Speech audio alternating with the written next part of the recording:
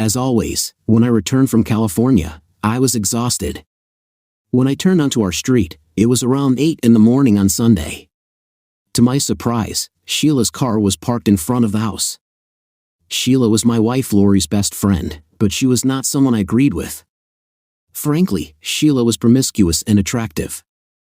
I was concerned that Lori spent too much time with her.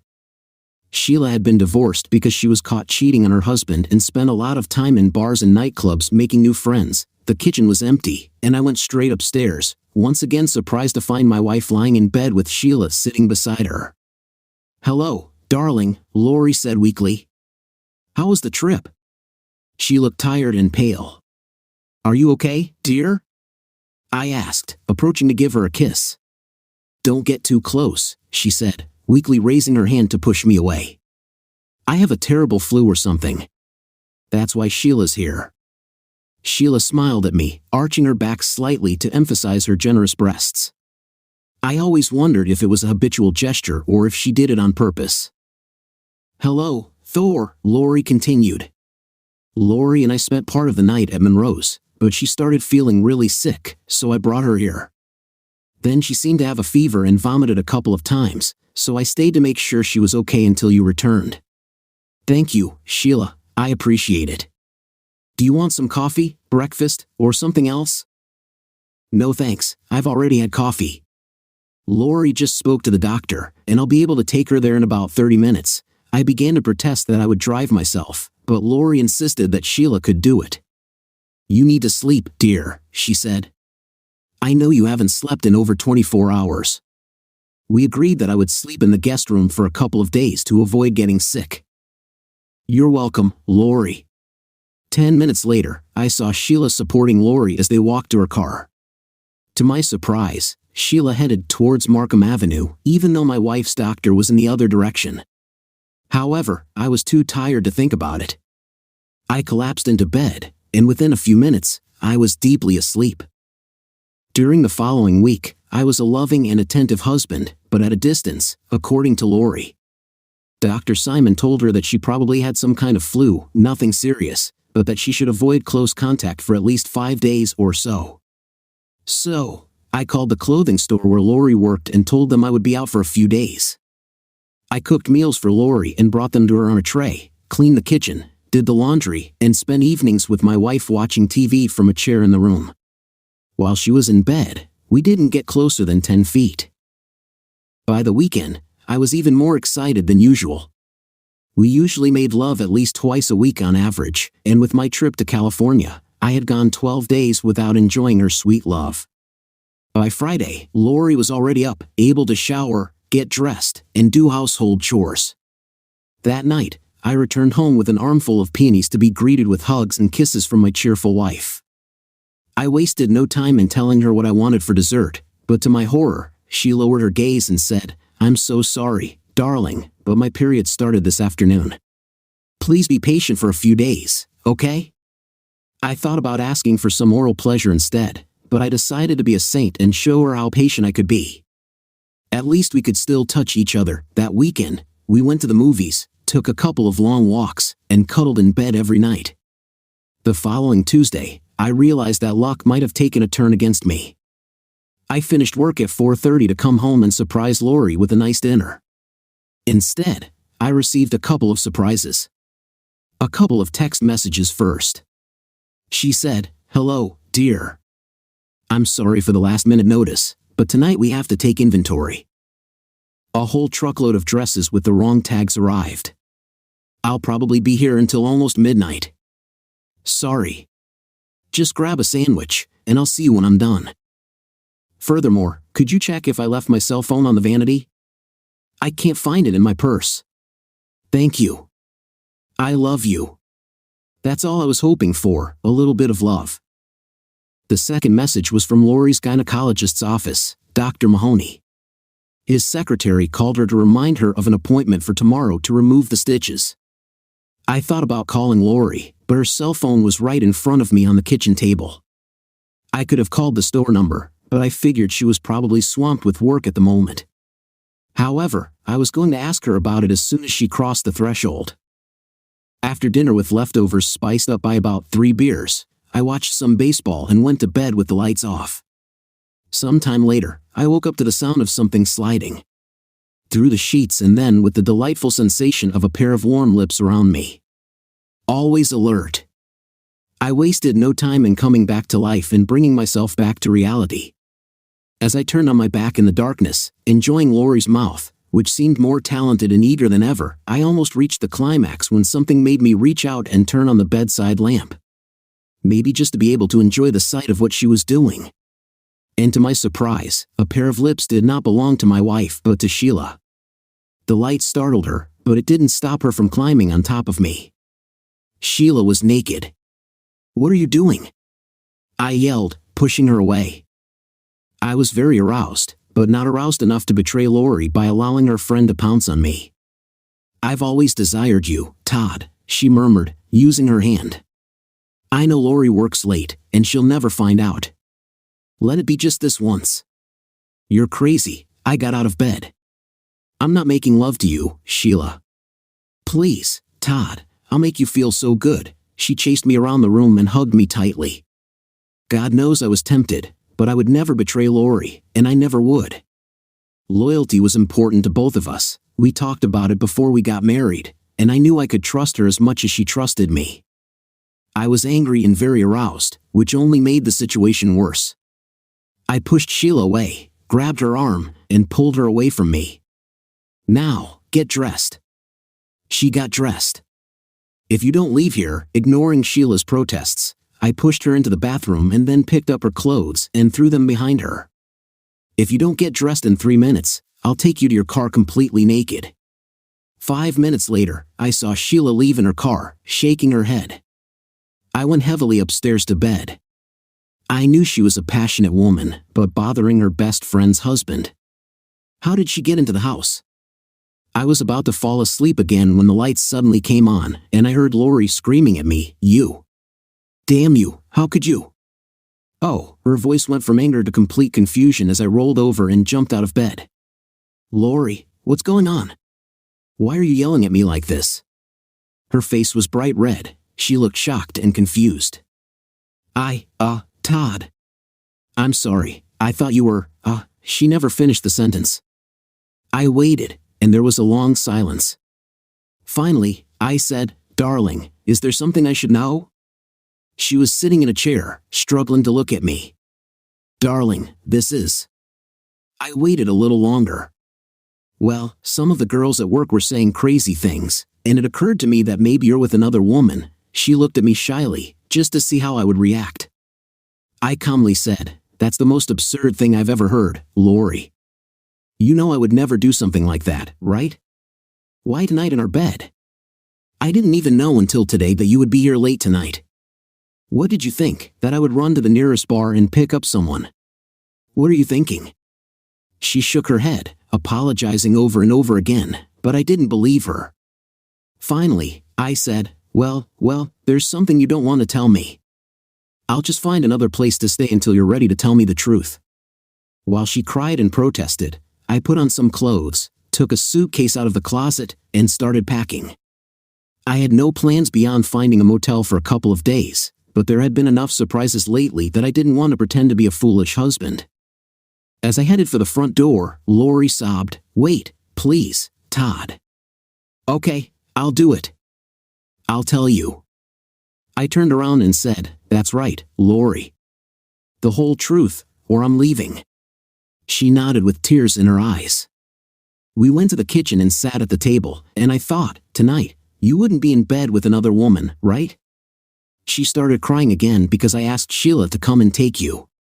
"Why the hell would you do something so ridiculous, Lori?" She couldn't look at me.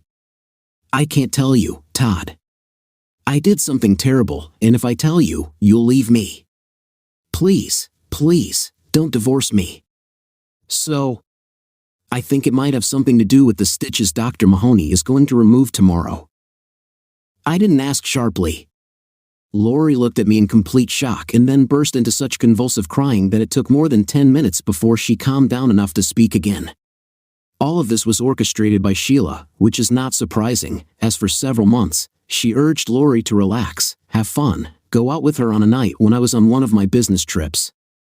And on Saturday, Lori went with her to Monroe's, where they danced, drank, and met a couple of Sheila's good friends, Andy and Martin. By midnight, the four of them returned with Sheila completely drunk, 2 girls and Sheila's friends, Andy and Martin. Sheila whispered to Lori that Martin had the most attractive instrument she had ever seen and took my wife to an additional room. And apparently, she demonstrated it to her with quite some vigor. And then he whispered and stopped. I was already furious and didn't feel like beating around the bush about everything else. What? She shivered.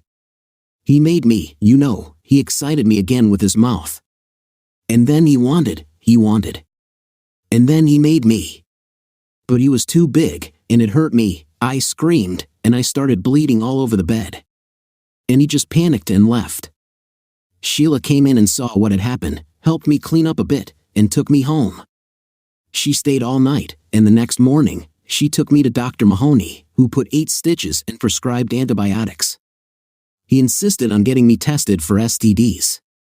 Thank God, all the tests came back negative. I leaned back in my chair, just looking at the stupid woman I was married to, watching her shudder in pain. Is that all? I asked coldly. She nodded. It was terrible, Todd. It was the worst experience of my life. I'm so sorry. She looked at me, pleading. It was supposed to be just a little dancing and flirting. I really don't know how it happened. I slammed my fist on the table, making her jump. What happened is that you decided to try another man. Apparently, he had a good instrument, I thought for a moment, and that's why you framed Sheila to sleep in bed with me. I suppose so that when you caught me, you'd have a nice wild card for yourself. She nodded without looking up. I sat and thought, watching her cry. I had never been so angry with my wife in my life, and I was almost as angry with Sheila, her so-called friend. I'm leaving, I said, standing up. I'll find another place to stay for a few days.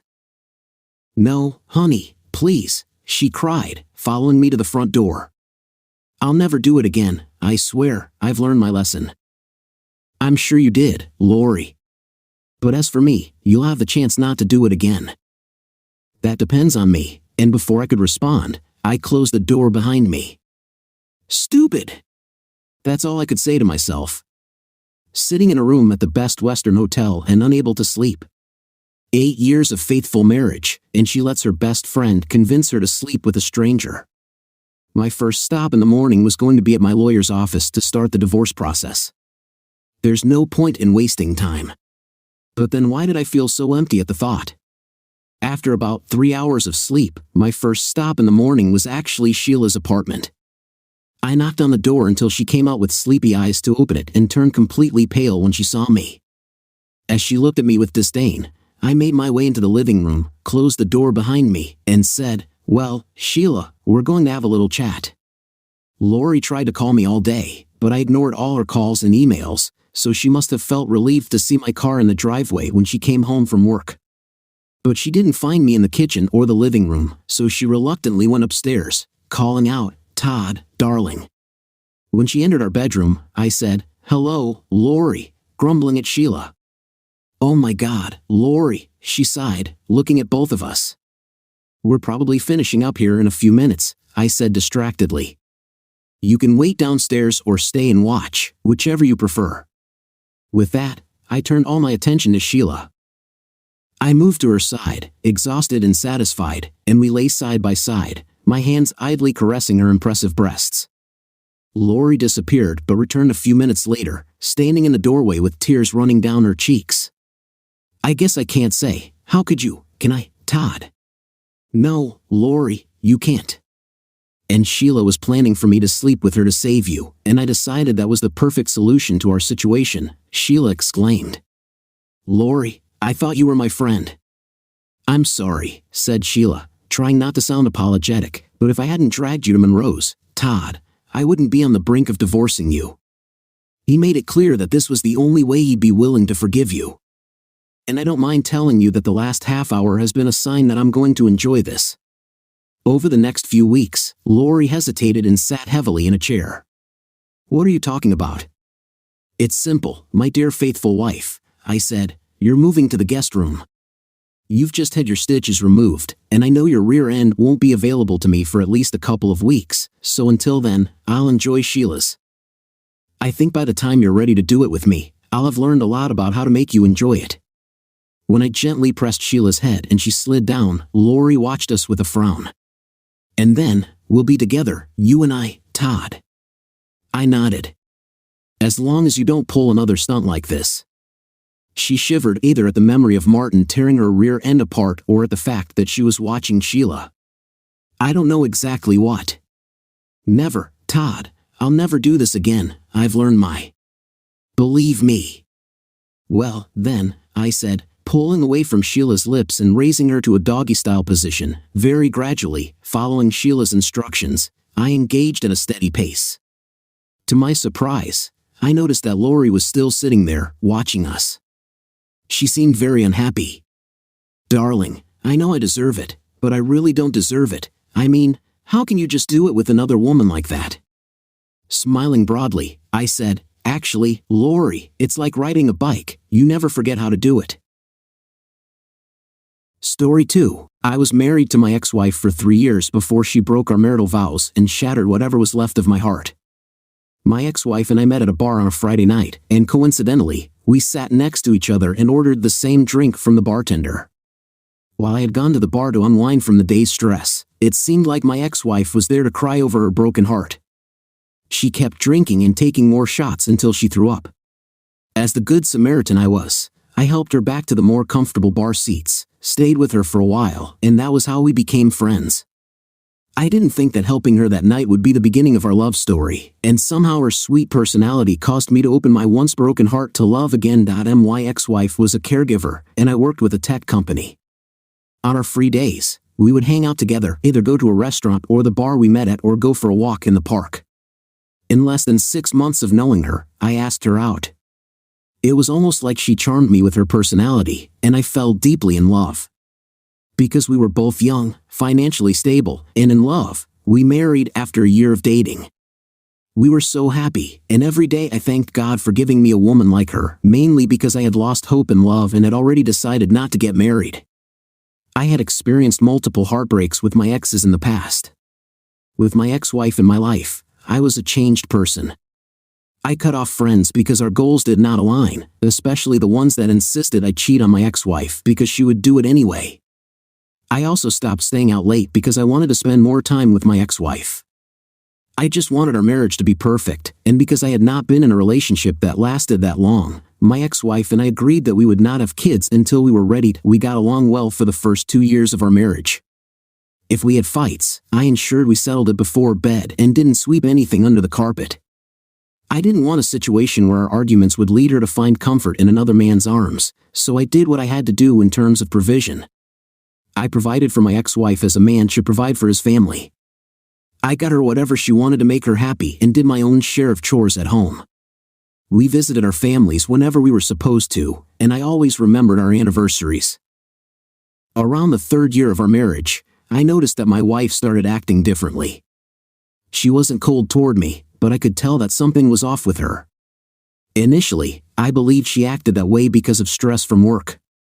She recently told me about a new client she was assigned, and she was struggling with him. Since it was around the same time, I didn't pay much attention to the slight changes, and I encouraged her to rest more whenever she returned from work instead of watching reality shows the whole night. But when weeks passed and she didn't change, I became worried. I talked to her about taking a leave so she could rest properly, but she shook it off like it was nothing. Then she started asking weird questions. She would ask questions about couples that opened their marriage and how they felt to be with someone else aside from their spouses. If I answered the first question, she would jokingly ask me what I would do if I found out she was cheating on me. I blatantly told her I would leave and divorce her because I would not tolerate living with a cheater. She would laugh it off and pretend she was asking a harmless question. She didn't ask this question once or twice. I lost count of the times she asked. Each time she asked, I wondered why she was asking the same question again. She would tell me she wanted to be sure that I really loved and valued her. Initially, I believed her, but it became suspicious when she kept bugging me with the same question almost every 2 weeks. After so much consideration, I let it slide. I didn't want to ruin my beautiful marriage and relationship with her based on my past experiences with my exes. So, I convinced myself that she was only reviewing her marriage and doing her love affirmation thing. Around the same month, her question started. The organization she worked for hired another caregiver around the same age as my ex-wife, and they quickly became friends. This new friend was exactly her opposite. She loved to hang out on weekends and have fun, and in no time, my ex-wife joined her. They started hanging out together more often, and after a long week at work, they would pick a place they wanted to hang out at. I didn't have any problem with my ex-wife and her new friend. I was glad she put aside her introverted nature and opened up to someone else that wasn't me. I knew how isolating it could be for your spouse to be your only friend. As she started hanging out with her new friend more often, it also gave me the time to rekindle my friendship with some of my old friends and see them regularly. At the same time, nothing really changed in our marriage. We were still the same, and our love for each other remained the same.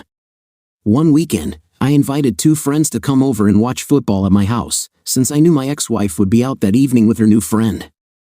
She was always my football partner, and since her outing was important to her, I didn't want her to cancel. So I invited my friends over. Unfortunately, about 15 minutes before the game started, I noticed we were out of my favorite chips, and I went to my ex-wife's purse to steal some cash. I knew she always left cash in that particular purse in case we needed to buy something urgently, and it wasn't my first time taking money from there. Instead of getting the cash I wanted, I found a strange business card with a red lipstick stain on it. I was sure the lipstick was hers because it had that vanilla fragrance on the card. Also, I had heard my ex-wife talk about the name on the card a couple of times on the phone with her friend. Seeing that card didn't sit well with me, so I told my friends about it, and they opted we go and check out the place. We drove to the address on the card, which turned out to be a nightclub. I was stunned because she never mentioned going to a nightclub to me. She talked about fancy restaurants, bars, and picnics, but never a nightclub. Outside the nightclub, I recognized her friend's car, and I knew they were in there together. To cut the story short, we went inside and saw her in the VIP section with a stranger. They were cuddling and laughing at the top of their voices. From the way she wrapped herself around him, anyone could tell that they weren't strangers to each other. I was so shocked and heartbroken, and I couldn't even move from my position. Thankfully, one of my friends took out his phone, took photos, and recorded my ex-wife and her lover together. I couldn't go home that night because I was so angry, so I crashed at one of my friend's places. That same night, we did a quick research on the club and found out her lover was the owner of the nightclub. Not just that, he was also the son of the client she was always complaining about, and it made sense to me. As for her lover, I left his nightclub a 1-star review and posted the photos and video online. The following day, I went home to my wife, and she was acting all nice and innocent. I didn't want to beat around the bush, so I told her I knew she was cheating, and she immediately denied it. I watched her cry and call me names for accusing her. When I was done with her drama, I showed her the photos and videos, and she couldn't say anything. Politely, I asked her to go in and pack her things, and she started begging and crying real tears. She blamed her new friend for misleading her and promised to be a better wife, but I was not having that. Her relationship with the club owner started when she asked those questions. I was so heartbroken and devastated, and I kicked her out when I couldn't listen to her pleas anymore. On the other hand, the photos and videos I posted went viral and ruined his club's reputation. It was such a big scandal, and even big vloggers in our city carried it. Unfortunately for him, his club began to run down. Eventually, my ex-wife and I divorced, and shortly after, she left town because the whole video thing did not die down. People recognized her as the cheating wife from the photos and video. She was even used for memes. Until now, I still stumble on her pictures used as memes. It's been years, and my heart has been locked for love. I am not ready to experience such heartbreak again, and I have focused more on doing the things that make me happy and add money to my account. This must have been very heartbreaking. A lot of times, the kind of friends our spouses keep can destroy marriages. Saying that her friend misled her is a very weak reason to cheat on you. She would not be easily misled or influenced to do the wrong thing if she loved you like you loved her. She was only using you, and asking those questions was only her way of testing the waters. Keep focusing on the things that make you happy and richer. With time, all the hurt will go away, and you will forget about her. Thank you for sharing your story with us. Story 3. Hello, everyone. For the sake of anonymity, I'll be using fake names. Laura and I met after I graduated from college. She was almost finishing college at the time. Though we didn't start dating immediately, we knew each other for at least 3 years before I asked her to be my girlfriend. Our relationship was beautiful, and we matched perfectly with each other. We dated for 3 years before we got married. For the first 2 years of our marriage, Laura could not conceive. We tried everything possible, did all the tests, and the results showed we were both okay. But no matter how hard we tried, we couldn't make a baby. Not that I wasn't bothered about it, I was, but the person who was most affected was Laura. She loved children, and even while we were dating, she always talked about how we'd start making children once we got married. So it was heartbreaking for her to find out she could not conceive. To make things worse, we were lucky to get pregnant once, and in less than 2 months, she miscarried. This upset Laura and affected many things about her, including her enthusiasm toward life and the things she loved. It got so bad that she would start crying if she saw baby ants or pictures on Facebook. But luckily for us, toward the 3rd year of our marriage, Laura conceived again and gave birth to her beautiful daughter, Maya. Indeed, Maya was a bundle of joy. She changed so much in our lives, especially Laura's. Laura loved Maya more than life itself, and she did almost everything to make sure Maya was healthy and happy. We treated Maya with so much love, and as she grew up, Laura pampered her with whatever she wanted. She got her the best dresses, shoes, school bags, and everything a girl child should have. There was no asking why Laura loved our daughter so much. Maya's pregnancy came with many complications, and as soon as she was born, Laura and I agreed that one child was enough so that we could take good care of her, provide for her, and give her the best education. On the other hand, Maya grew to love us and spent more time with her mother. My work took at least 9 hours a day, and most times I would work overtime to make more money. So except for evenings, holidays, and weekends, I barely had time to spend with Maya, and most evenings she would already be in bed before I returned home. Honestly, I loved the mother-daughter bond Laura and Maya shared, and within me, I always wished I had the same relationship with my mom. Maya became our utmost priority. Her needs were first met before ours. Education-wise, we sent her to an excellent private school. Before Laura and I married, I knew her to be a go-getter and someone who gave her 100% to whatever she was doing, and somehow she passed the attribute to Maya.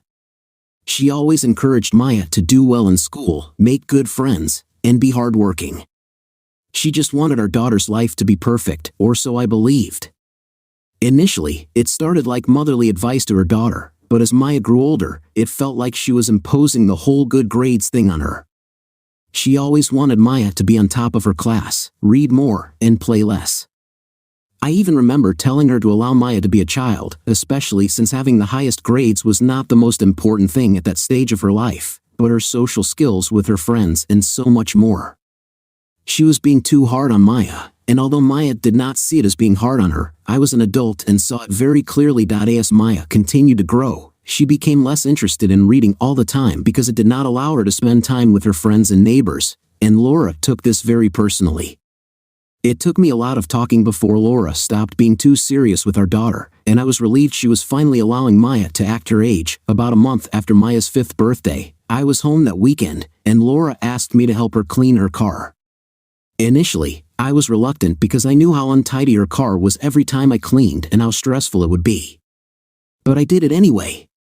I started by taking out the mats, cleaned the front, and as I was trying to clean the back, I found a pack of condoms in the driver's seat back pocket, and 2 pieces were missing. Immediately, I saw the condom. My heart skipped because we never did it in the car, and the condom wasn't my size. The fact that 2 pieces were missing indicated something was wrong, but I didn't want to confront her without being sure.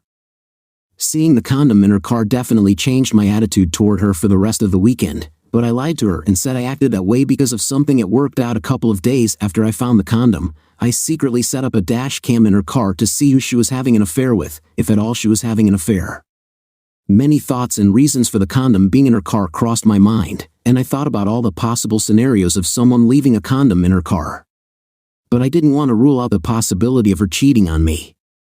Well, my worst nightmare happened 2 days after I hid the dash cam in her cart. I found out that no one left or forgot the condom in her car. My ex-wife was actually sleeping with someone else, and to my greatest surprise, it was my daughter's class teacher. Not only did I get videos from the dash cam I hid in her car, but I also got audio, and what I heard made my heart bleed. I was not only heartbroken, I was very disappointed because my wife was sleeping with our daughter's teacher so he could give her the highest grades in her class. I could not believe she could go to that extreme with her obsession for the highest grades without thinking twice. I contacted the school board and reported everything to them with my evidence. I also confronted Laura that same day and kicked her out of the house in anger. In fact, most of her stuff was already waiting for her in the living room by the time she returned. When I told her I knew she was sleeping with Maya's teacher, she immediately went to her knees and started begging me. She said she did it for Maya and was trying to help her get the highest grades so it would help with her college applications and whatever. I was so angry, and I kicked her out of the house. At first, she didn't want to leave because she believed she was doing her daughter a favor. But after I yelled at her and my eyes were popping out, she left in fear because she had never seen me so angry. That same week, the school fired my daughter's class teacher, and I contacted a lawyer to start processing her divorce papers. On the other hand, Maya found out that her mother and I were divorcing, and she was so upset. I knew it was hard for her, and she was already asking questions, so I told her the truth so she could stay with me. Don't judge me, what her mother did was terrible, and I didn't try to sugarcoat it. Eventually, we divorced, and I won child custody for Maya. I didn't want her mother putting terrible ideas of desperation in her head, and I believed I did the right thing. I didn't know it would affect her like that, but Maya was hurt and stopped talking to Laura. The only time she speaks to Laura is when she is either yelling or screaming at her, and this makes Laura cry all the time, mainly because she loved Maya and did what she did because of her. I still don't know if it's true. It's been almost a year, and I have reduced my working hours to spend time with Maya. Although it still hurts me that Laura betrayed my trust and broke my heart, I'm glad she is not in my life anymore. I may remarry when I feel ready again, but for now, I want to spend time with my daughter and be the best father in the world. This is really sad to hear. Why on earth would a mother sleep with her daughter's teacher for grades? This wasn't a mother's love, it was an obsession. I can only imagine everything that would have gone wrong if your daughter's classmates had heard about it. I'm glad you handled this well and won custody of your child. She would definitely be a bad influence on the poor kid. Story 4. My 27-year-old girlfriend. I'm a 28-year-old man, and I met toward the end of college, and we have been dating for 5 years. We ended up moving in together after graduation and sharing an apartment. Surprisingly, we lived together during the pandemic, and it brought us closer together. I loved her so much that I was even planning on proposing to her. Some of her friends and family had even been talking to me about the perfect proposal, and we had been trying to plan it. I really thought of her as my best friend, and I never would have thought she could do something to hurt me. However, I was wrong, and now I'm here writing this post. My girlfriend has a ton of friends, but I have a smaller group of buddies that I hang out with. I'm very introverted, while she is the poster child for extroverts. She can make friends literally anywhere she goes. I've always thought that was a charming quality of hers, especially since it's always forced me to come out of my shell a little bit more. One of her good friends had a birthday coming up, so she took it upon herself to plan a surprise girls' night for her and the rest of the friend group. I even helped my girlfriend plan some of the stuff.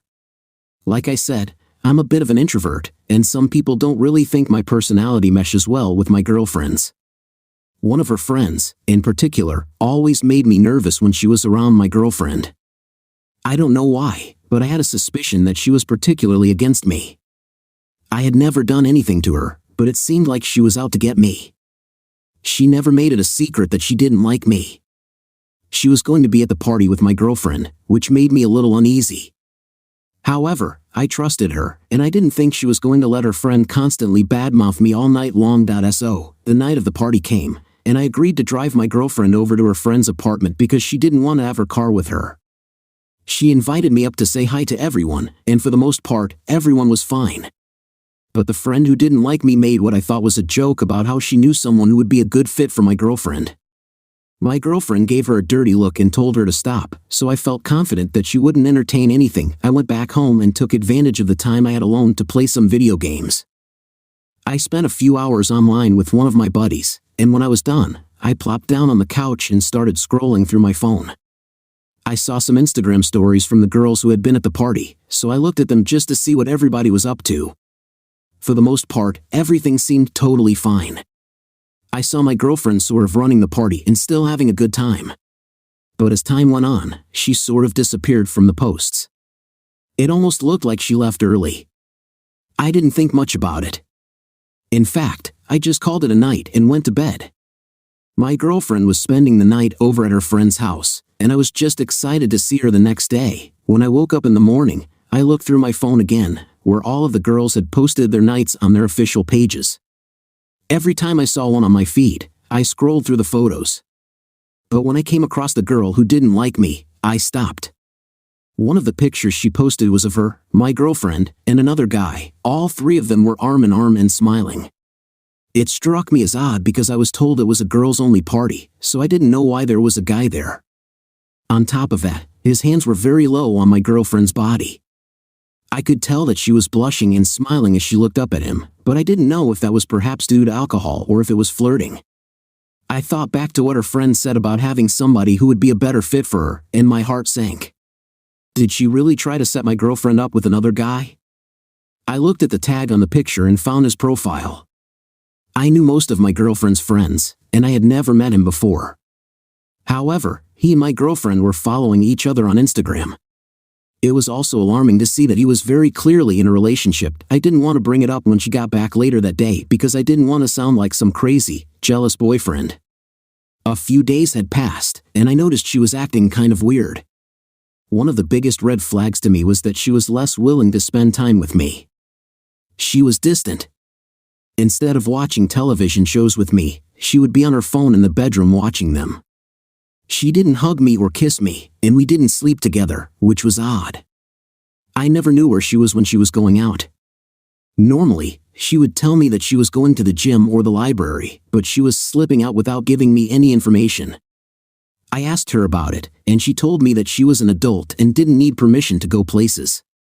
We ended up getting into an argument that night, and I could tell that a lot of it was based on things her friend had said about me. She told me when she was angry that she almost felt like I was holding her back from excitement in her life. I didn't know what to say after that, so I just left. When I returned in the morning, she apologized and told me that she didn't mean it.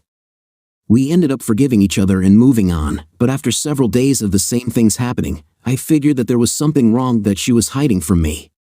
While she was asleep one night, I grabbed her phone and looked through her messages. My mind had been going crazy, and I needed some assurance that it was just paranoia. I looked for the name of the man that I saw in the picture first, but nothing came up. Then I searched the word nightclub in her messages to see what came up. There were a lot of messages between her and her friends, but I found one friend named Chloe on her phone that I didn't know. I knew everybody that was invited to the party. They had a small group going. But I genuinely didn't think that my girlfriend had a friend named Chloe. I clicked on those messages, and lo and behold, Chloe was actually a man. Well, the man from the Instagram post. I looked through the messages and confirmed all of my worries. They had been exchanging explicit pictures and messages. In one message, he said that he couldn't wait to be with her again. My mind was completely focused on the word again when I read it. The absolute worst part of all of it was reading a message from my girlfriend where she said that I was boring, and she wanted to spice up her life by sneaking around with the other guy. My world felt like it had completely caved in. All of the dreams that I had for my life with my girlfriend had been shattered, and I didn't know what to do to move forward. I left the bedroom and sat in the living room, thinking about what I was going to do. I had no interest in staying with somebody who cheated on me and treated me like I was nothing to them. If she wanted some excitement, I would give her some. Like I said earlier, I was planning on proposing. I had a ring and everything. If she wanted to humiliate me, I was going to publicly humiliate her in front of her friends and hundreds of strangers. Being the extrovert that she is, we thought that a public proposal would be ideal for her. She would have wanted people to see the grand gesture of our love. The day came for the proposal, and it was picture perfect. It was a cool winter day, with snow flurries in the air, making it a romantic evening. She and I had gone to a roller rink that popped up in the heart of the city every winter. 3 of her friends and my best friend were hiding in the crowd and videotaping us because they were expecting me to propose. I asked the DJ for the microphone, telling him that I had a special surprise planned for my partner. He assumed I was proposing, so he handed it over to me, and I got on the microphone to get the attention of my girlfriend. All of the strangers in the rink, looking over at us, were smiling and pleased to be witnessing such a profound display, but when I told my girlfriend that I was breaking up with her because I knew about her affair, their smiles turned into a completely shocked expression. There was complete silence in the rink after I said it. Everyone was staring at my girlfriend, and her face had turned as red as a tomato. I told her that I saw the text messages, and I told her that I was going to be moving out into my own apartment, and she would never hear from me again. Her friend that didn't particularly like me was one of the ones hiding away, so I told her that she was a bad person and I think she should work on herself. When it was over, I reached out to the girlfriend of the guy my girlfriend was cheating with and told her everything. She dumped him, and I saw that she went live on Instagram telling all of her followers about it. I am so sorry to hear about what you went through. It's such a shame that your ex-girlfriend's friend had such an influence on her behavior, especially to go so far as to set her up with her affair partner. That is an awful thing to encourage your friend to do. She definitely does need to work on herself. As for your girlfriend, she had clearly been taking what her friend said to heart if she was so easily swayed into cheating. I can't believe the messages she sent were so blatantly disrespectful toward you. It sounds like she had a great, caring guy, and she threw it all away for something so meaningless. I hope you find someone who values you, and you don't let this hold you back. Story 5. My wife and I have been together for 12 years, and everything seemed to be flawless in our marriage. We had some ups and downs earlier on, but we really got in sync with each other, and our relationship flourished. We started a family, bought a wonderful house, and made sound investments to ensure we could retire while we were still young and actually enjoy our lives. One of those investments was in real estate. I worked full-time as a financial investor, so my wife really took over the majority of that. We bought houses and refurbished them, flipping them so they would be livable, and we could rent them out to potential tenants. Everything was going very well for the first few years we started that. There was a bit of a learning curve, but my wife dove headfirst into that and made sure she was on top of everything. We were great landlords, and many of our tenants stayed for many years without any complaints. Through our real estate investments, we managed to find our dream home, which we completely remodeled to fit our vision. That home actually had a large guest house a few acres back on the property. We considered what we wanted to do with it, but we figured that given the size and location, we could rent that out for a substantial sum every month. We posted the listing once it was ready to live in, and after a while, we found a tenant. We ended up renting to a young family with 2 twin children. They were very nice, and we were happy to have them. The husband was very involved in some technology startup, and the wife was a lawyer. They seemed to have everything together. From what I understand, the husband usually worked from home most of the time, while his wife was often traveling for work and spending late nights in the office working on cases. That left a lot of openings for him to slip up in their marriage. I actually started to get suspicious about him before I even thought anything could be happening with my wife. We lived in a smaller suburb, the perfect mix of small-town life and urbanization. We had everything you could want in a larger town, but everybody knew everyone's business. One night, I was picking up some takeout from an Asian fusion restaurant in town, and I saw him sitting at a table across from a woman who wasn't his wife. I thought it was odd, but I didn't want to jump to conclusions because it could have been a business partner, his sister, an old friend, or something else. I told my wife about it, and she encouraged me not to get involved because we didn't know for sure what was going on. One night, my wife and I got a call from him about a plumbing issue happening in the house. We told him that we would be there to check it out first thing in the morning to see what needed to be done. I had to work, so my wife went over in the morning to check everything out and call a plumber. When I asked her about it later, she told me that it was all taken care of, and I didn't need to worry about it. A few nights later, I noticed that she got a call from the neighbor kind of late in the evening. When she took the call, she turned the volume on her phone all the way down. That might seem like a relatively normal thing for most people, but my wife's phone volume was always loud enough for anybody else to hear the conversation all the way across the room. It rubbed me the wrong way, but I didn't say anything about it. Then she told the tenant that she would be at his house in the morning to take a look at his stove. When she got off the phone, I asked her if she wanted me to go deal with it so she could take the day off, but she told me that it was no big deal and she had no problem going by. Now you're picking up on the pattern. She would frequently get calls from the tenant who lived on her property, and she would be going to fix the sudden issues that had arisen. I was suspicious that there was something more going on that I didn't know about. I got my confirmation when I ran into the wife at the market. We stopped and said hello to each other, and even though I didn't actually think there was anything wrong with the house, I took that as an opportunity to confirm my suspicion. I apologized for all of the issues they'd been having, and she was very clearly confused. When I explained more, she was somewhat angry as I spoke. She told me that it wasn't at me, but she explained that she had suspected for a while that something was off with her husband. She even suggested to me that there might have been something going on with my wife. We came up with a plan together to try and catch them in the act. The plan was that she would pretend to be working at the office one day that she had actually taken off, and we would wait to see if her husband called my wife about an issue. They both fell right into the trap, and shortly after she supposedly left for work, her husband called my wife and said that there was a problem with one of the smoke detectors. My wife hurried over to fix the issue, and the tenant's wife gave it about 10 minutes before she drove back home, leaving her car in her driveway so they wouldn't hear her coming. She had her camera out and ready to catch them. She walked right into the kitchen to find both of them having sex. My wife ran home to me and was trying to act like nothing had happened, though I knew the truth. I was sent the video before she even walked through the door. I confronted her with the evidence, and she tried to play it off like I was the bad guy for having her recorded. I told her right then that we would be getting a divorce, and I wanted her out of the house. She told me I had no right to do that, but I informed her that I had been working with an attorney, aka my tenant, and when we would go through the divorce hearings, she would be getting nothing from me. She was confused because she might have assumed that if we ever ended things, we would split things 50-50ths. But that would only be if she didn't cheat on me. The real kicker was that all of the real estate investments were in my name. My wife had no credit or anything like that when we began, so all of the risk was assumed by me.